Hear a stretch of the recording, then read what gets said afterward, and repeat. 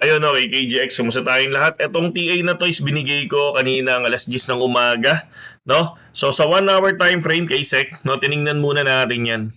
So, nakita natin, ang nakita ko sa 1 hour time frame kanina, so, etong area na to, sabi kong ganun, okay, magkakaroon ng parang rejection, no? Pinaka dito sa resistance niya.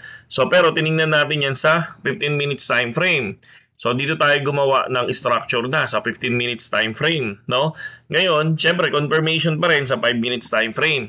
So far, nakapag-TP ako ng 24%. So, sinend ko na sa Telegram yung take profit natin. Pero sinend ko to sa Telegram kanina. So, wala lang volume kanina. So, kung papansin nyo to kaninang ganun, biglang nag-recover pero okay lang. Basta may cut loss ng 20%. Hindi naman inabot yung cut loss namin.